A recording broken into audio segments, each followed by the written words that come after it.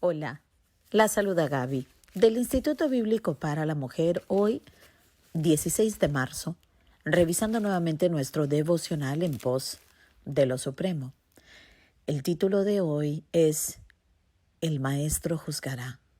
La cita la encontramos en 2 de Corintios, capítulo 5, versículo 10, donde el apóstol Pablo, que es el autor humano de la carta, nos dice lo siguiente: todos nosotros debemos comparecer ante el tribunal de Cristo. Oremos. Padre amado, te damos gracias nuevamente por el devocional que tenemos todos los días, que nos ayuda a hacer una autoexaminación de nuestro caminar contigo.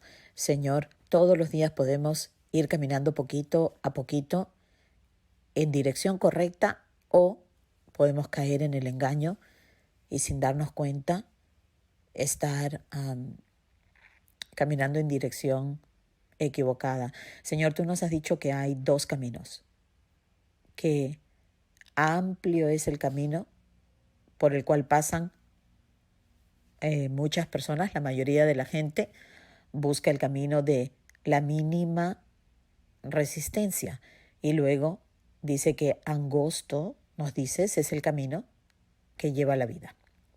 Entonces, ayúdanos, Señor, a no seguir nuestra carne, a no seguir la vieja naturaleza que nos trata de incentivar a regresar a caminos antiguos. Ayúdanos, Señor. Para la gloria de tu Hijo Cristo Jesús te lo pedimos. Amén y amén. Bueno, empieza así el devocional y dice: Pablo afirma que todos, tanto los predicadores como el pueblo, por igual hemos de comparecer ante del tribunal de Cristo. O sea que hemos de estar presentes ante el juicio que se llama el tribunal de Cristo, ¿no? Bueno, dice, pero si aprendemos aquí y ahora mismo a vivir bajo el escrutinio, bajo el juicio, bajo la mirada de la pura luz de Cristo, entonces nuestro juicio final solo traerá para nosotros el gran gozo de ver cómo la obra que Dios estaba haciendo en nuestra vida se llevó a cumplimiento. ¡Qué lindo! ¿Por qué vivir ahora como desentendidas? ¿Por qué vivir ahora como, bueno, ya veremos lo que pasa cuando estemos ante el tribunal de Cristo? ¿Por qué no vivir ahora mismo con el Maestro juzgando nuestros comportamientos, juzgando nuestras decisiones, nuestras actitudes, motivaciones? ¿Por qué no vivir ahora de esa manera? Y a esto mismo va el hermano Oswald Chambers, que dice: vive constantemente recordando el tribunal de Cristo. O sea, que seremos juzgadas, que Dios no va a pasar por alto simplemente porque le pertenecíamos a Él, nuestras decisiones, nuestro comportamiento, el fruto de nuestra vida. Él no lo va a pasar por alto. Entonces, ¿por qué no vivir conscientemente desde ahora recordando que estaremos paradas frente a este tribunal?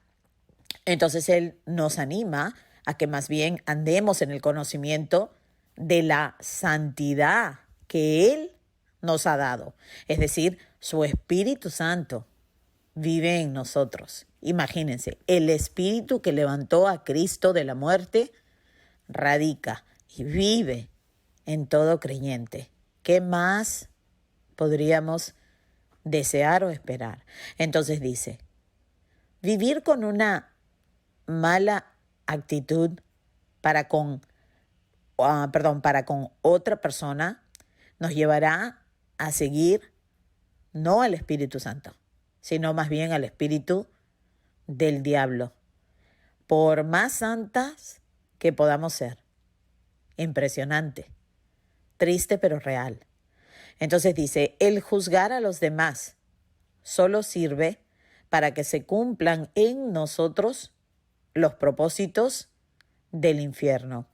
Porque nosotros vamos a juzgar, digamos, entre que si alguien merece o no merece el perdón del Señor, vamos a decir, o si alguien merece o no merece el cuidado del Señor o la gracia del Señor, o sea, si merecen oír el Evangelio, conocer al Señor, o será que nosotros determinamos y juzgamos que una persona valga la pena o una persona no valga la pena.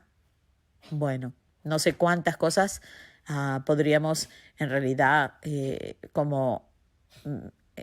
considerar aquí, pero esto es lo que rápidamente se viene a mi mente. ¿Por qué? Porque Cristo tiene un plan de redención y su vida completa estaba centrada en lo que era el perdón de pecados y la vida eterna a través de su obra vicaria. Por ende, solamente se me ocurre que el juzgar a otros, juzgar a los demás, tiene que estar hablando de eso. Bueno, dice, si este es tu caso, o si este es mi caso, ¿no? Debemos sacarlo inmediatamente a la luz y confesárselo al Señor y decir, Señor, ahí yo he sido culpable, yo me siento así, yo en realidad he juzgado a esa persona no digna de entrar en el cielo, no digna de tu atención, no digna de tu perdón y de tu cuidado. Entonces, si nosotros no hacemos eso y más bien permitimos que esos sentimientos y esas actitudes vivan en nuestro corazón, lo único que sucederá es que nuestro corazón se endurecerá. O sea, imagínate, no obstante que el Señor nos ha dado un nuevo corazón porque teníamos uno de piedra, pero si nosotros, en lugar de realmente dejar que el Maestro juzgue y nosotros hacer su obra, recuérdenme, esto me hace pensar al profeta Jonás. ¿Se acuerdan cuando el Señor lo mandó a evangelizar a los ninivitas y realmente él no quería evangelizarlos, inclusive por el hecho de que él sabía que el Santo de Israel era un Dios misericordioso y él no quería que Dios tuviera misericordia de los ninivitas? Imagínense esa actitud. Si nosotros no confesamos esto que puede estar en nuestros corazones, servirá tan solo para endurecer nuestro corazón. Imagínense. Dice, una de las penas del pecado, o sea, una de las consecuencias, de las tristes consecuencias del pecado, es nuestra aceptación del pecado. Imagínense, o sea, el pecado de aceptar el pecado de justificar el pecado, esto mismo es consecuencia del pecado. Piénsenlo. No es solo que Dios castiga el pecado, sino que el mismo pecado se establece en el pecador e impone en él sus criterios. Esto me suena a Génesis capítulo 4, me suena a Caín, cuando Dios lo confrontó dándole la oportunidad de creer en él, evangelizándolo. Dios evangelizando a Caín, y Caín no quiso aceptar su necesidad del Salvador. Y Dios le dijo, el pecado está a la puerta y quiere controlarte y dominarte. No vayas a creer que lo que te está prometiendo es la verdad, la libertad. No, no, no. Tú peca para que veas que tu corazón se irá endureciendo, endureciendo y endureciendo.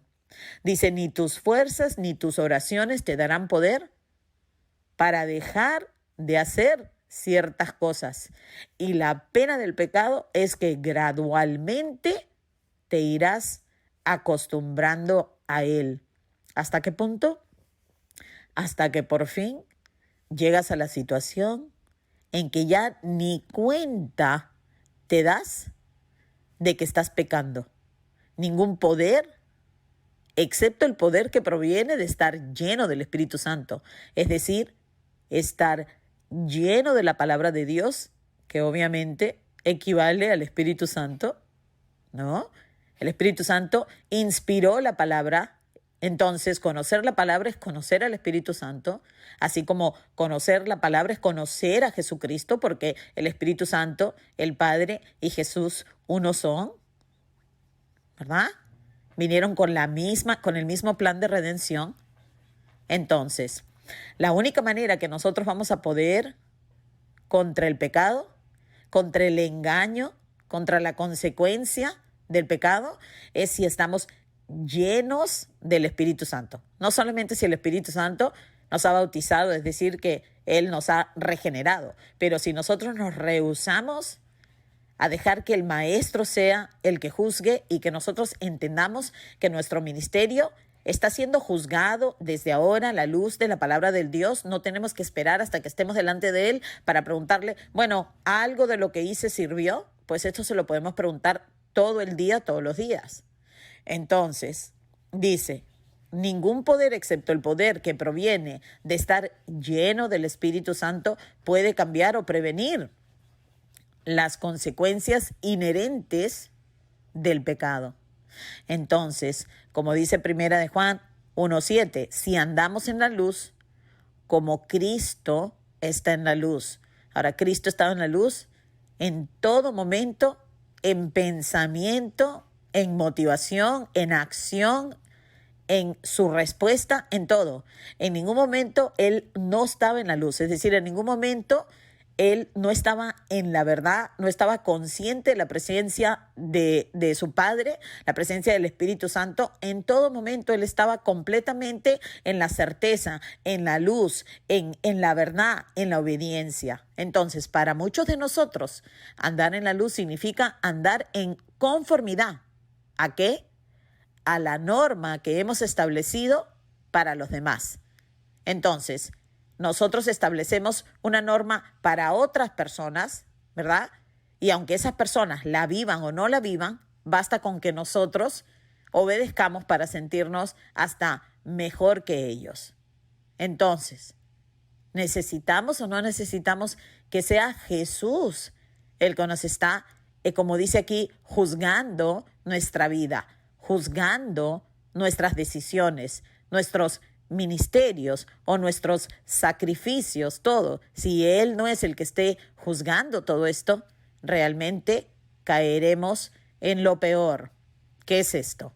La actitud farisaica más mortífera que practicamos hoy en día no es en realidad la hipocresía, que ya de por sí es algo horrible, sino lo que proviene de vivir inconscientemente una mentira.